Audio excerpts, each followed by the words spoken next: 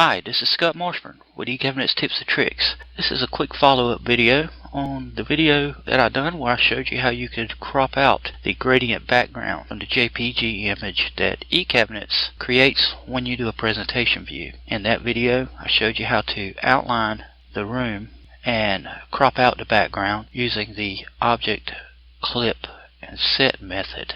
On that video, I had a question about how to get rid of the background in the window panes here. I'm going to show you how to go about doing that. It's a little bit different. What we're going to be doing is we're going to be using the Object, Mask, and Set. So let me get my original image in here.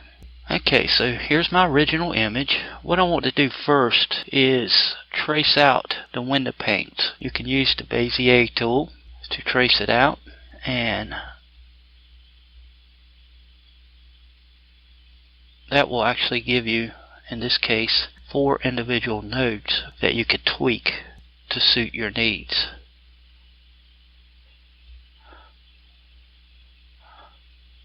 Okay, what we need to do is we need to put some fill in here. Okay, right now there's no fill, it's just the actual outline itself. So what I'm going to do is I'm going to go to Object, I'm going to click on Fill and Stroke, and it brings up this dialog right here. I've got my path selected there, or my object. I'm going to click on this right here, flat color, and right now it puts it in at white. I'm going to change that. I'm going to come down here and just make it a red fill. I can also change how thick my stroke is. I can come right over here to stroke style and I can knock that down. Let's just go down to about 3 there.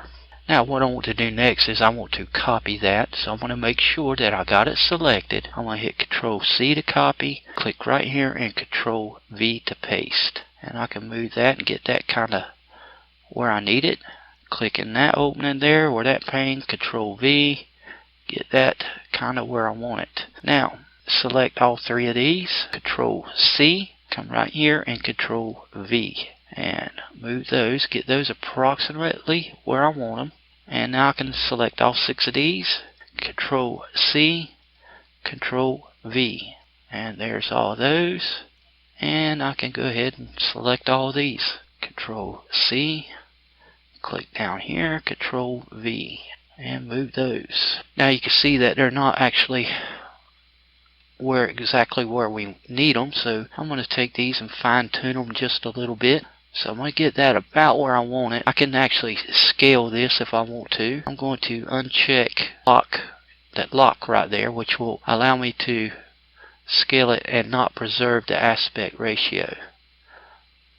Okay, and I can actually rotate it if I need to. You click in here, you got straight arrows. When you click again, then you can rotate. Okay. I can also use my node edit tool, and since I have 4 nodes on here, I can move each node individually until I get everything about like I want it. Let me go ahead and do this one.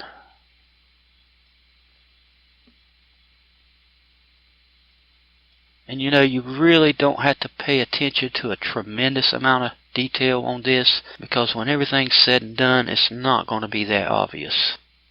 Unless of course it is, you know, like way bad looking. You get the general idea. I'm going to go ahead and go through all these and get these close to what I want them to be. Okay, so I got all my geometry pretty much how I want it. What I need to do next is combine all of these. I want to combine the paths. So I'm going to select all of the panes here. Now another way to do this is to hit Control A, which will select everything including the image here, and then you could just hold down your shift key and deselect, okay, your image or whatever else you want to deselect. Just make sure that you've got selected all of these panes here that we just got done drawing up. What I want to do next is I want to go to Path, and I want to combine all of these into one path. Now I do not want to go to Object and Group, okay, that's not going to work for us. Now the next thing I want to do is retrace out my room here, just like I done in the other video. So let me go ahead and take care of that. So we got all that. What we need to do next is we need to put some fill on in this, okay? So I've already got it selected. I'm going to come up here to Fill and select my fill. Now this time this has to be white, okay? I notice how we can't see the panes that we just got drawn up. I'm going to go to Object, and I want to lower this to the bottom. Now we can't see that, but we see our image. I want to deselect that geometry we just traced out there. Select my image, object, and I'm going to lower it to the bottom. Now I'm going to make sure I've got my geometry that we just traced here selected, and I'm going to hold down my shift key and I'm going to select the geometry for our panes there. I'm going to go to path and I'm going to select difference, and you can see now we got the cutouts, okay, for our window panes. Now what we want to do next is, we've already got this selected. I need to select my image, so I'm going to hold down my shift key, select my image. Okay, I've got both of them selected, and this time I want to go to object, and instead of going to clip, I want to go mask and set. And there it is.